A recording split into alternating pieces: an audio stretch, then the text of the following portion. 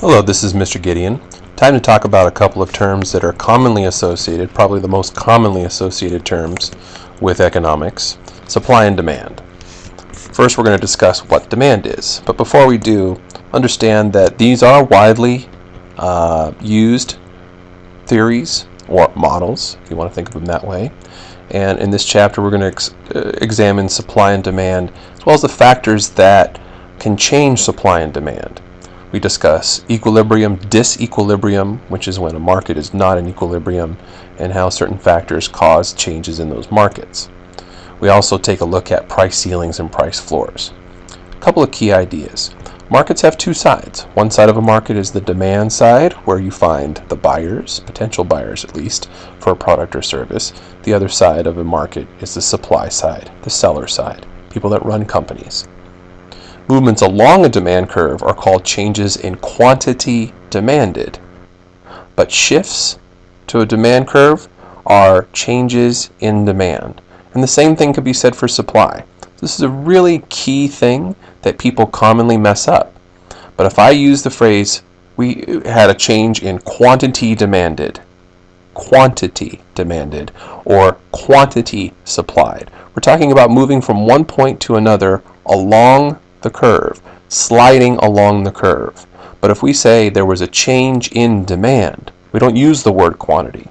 Or there was a change in supply, we're talking about the entire curve having to be redrawn because something really significant, something besides the price of that product or service has changed, and that is creating a dramatically different situation. So that's a really important concept. It takes time for some people to have that sink in.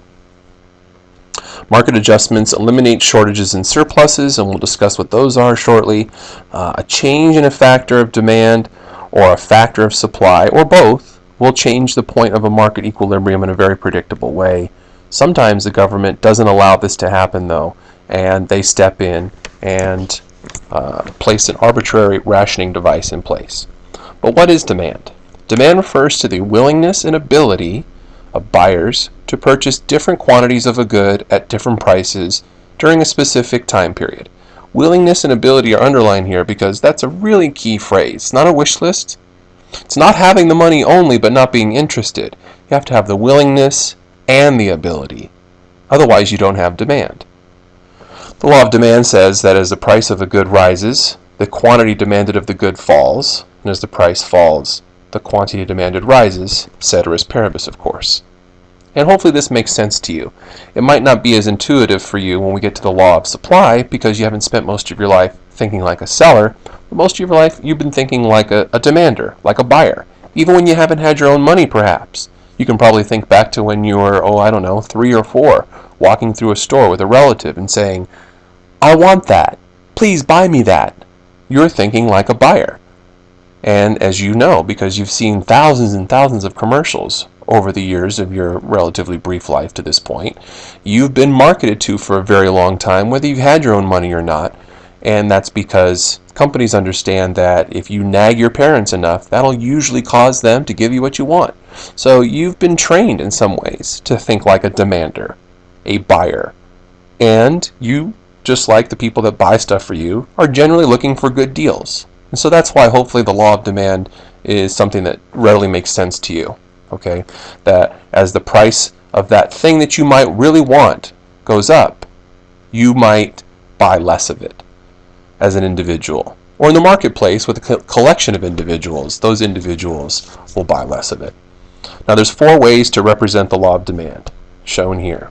The law of demand can be represented in words, in symbols, in a demand schedule, and a demand curve. So let's take a look at an example. Here's a representation of 2 of those ways to show the law of demand. Over here is a demand curve, and over here is a demand schedule. There are 2 different ways to show the exact same information. In this case, we're looking at the demand for coffee beans. So if you started with the schedule on this side, a schedule is just a box or a listing of 2 variables. The price of whatever it is that people might want or that people might be willing and able to demand, as well as the quantity that they would be demanding at the different prices that could prevail in the marketplace. This is a list of possibilities. So for instance, in this example, $2 could be the price per pound of coffee beans. $1.75, another price the coffee beans could sell at. $1.50, $1.25, $1, 75 cents, all the way down to 50 cents. And at each one of these prevailing prices, these are the amounts in this hypothetical situation that could be demanded. 7.1, 7.5, 8.1. In this example, we're looking at billions of pounds. If you take those pairs of information, let's say the first pair being $2 per pound as a price that coffee beans could be sold for and ultimately demanded in this situation, that would be paired up with 7.1 billion pounds of coffee projected to sell if $2 was the price. You take that pair of information and you come over here and plot it on a graph, then we can begin to construct a demand curve which shows all these possibilities once you take each pair, move them over, and then connect the dots. So demand curve shows the same information as a demand schedule. In this case, you can see that at $2 for this point, we go down to roughly 7.1 billion pounds of coffee beans that would be demanded at that price point. At a price point of $1.75, we have another possibility for demand. The possibility is 7.5 billion pounds. And as the price declines, you see this trend develop, which is stated by the law of demand, which says as the price drops, the quantity demanded increases. As the price increases, the quantity demanded decreases. Now, why is this the case? Why will quantity demanded go down as price goes up? Well, the first reason for this inverse relationship between price and quantity demanded is that people substitute lower priced goods for higher priced goods. So, think in terms of substitutes. Especially if you've ever taken business economics at Chaminade, you know that even if you can't see them, you have competition on campus and off campus.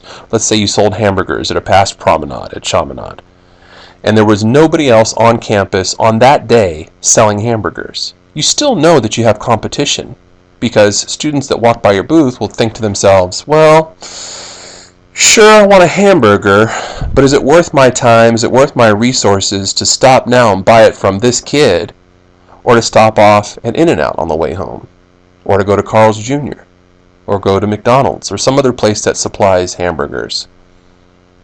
If it's at a lower price, and it's just as convenient as buying it there at school, then they'll substitute, and they'll buy it from that other supplier rather than you if you're the seller on campus.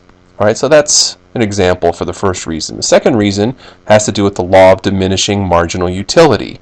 It's a long phrase that can be broken down into its parts to make sense, hopefully. Diminishing just means decreasing. Marginal, we've said before, means extra or additional, and utility is usefulness. So diminishing marginal utility means decreasing extra usefulness, which states that for a given time period, the marginal utility gained by consuming equal successive units of a good, will decline as the amount consumed increases. Well, what the heck is that? Let me give you an example, and hopefully it'll make sense for you. Diminishing marginal utility. Once upon a time, there was a teacher, I won't say who was teaching economics, was trying to get this point across to his kids, and said, all right, I'm going to do a challenge, and hopefully you'll understand diminishing marginal utility better. The challenge is, I've got a dozen donuts here that I've picked up on the way to class. Chances are somebody in this audience, one of you students, likes donuts, and I'll let you have the dozen donuts if you eat them all during class. Now, I don't know if you're a donut lover like me, but I might have considered, if I was a student, taking them up on that challenge. He said, there's a catch though. Not only do you have to eat the whole dozen before class is over, but if you can't, or you can't keep them down, then you have to pay me for the dozen donuts. Otherwise, you can have them for free. Whatever that means. You all know there's no such thing as free. So, this teacher gives the challenge. There's a boy that steps up. He's kind of cocky. He's like, great, I haven't had breakfast this morning. I love donuts. I'm all over this. First donut, second donut, third donut. This boy's getting all kinds of marginal utility, extra usefulness out of those individual donuts. But how do you think his marginal utility was shaping up when he got to the 9th donut and the 10th and the 11th donut? You probably would expect the marginal utility to be decreasing or diminishing. As he says, you know what? As much as I love donuts, I don't need to have 10. I don't need to have 11. And as a matter of fact, in this class experiment, when he got to the 11th, he was not looking good. Teacher couldn't even continue to teach, of course, because of the drama that was unfolding in the corner of the classroom. So everybody was just watching this kid. The kid pulled over a trash can because he wasn't quite sure if he was going to be able to get the job done without, well, everything coming back up. People are cheering the kid on. You know how it is with your friends. You can do this. You can do this. Come on, man. Push yourself. Push yourself. With 5 minutes left in class, kid didn't look so good. Forced himself to get the 12th donut down. And then they all came back up. That's an example of diminishing marginal utility. And so when it comes to the law of demand, of course, even if you love something, you have the ability and willingness to buy it. There's only so much of it you can use, that you can get usefulness out of. And that's why we have this inverse relationship between price and quantity demanded. As price goes down, quantity demanded goes up. As price goes up, quantity demanded goes down. And we slide from one point to another along the curve. Now, when we're talking about demand, understand that there's a couple of different levels for this. Later on in this class, most of the time, we're going to talk about demand for products and services economy-wide.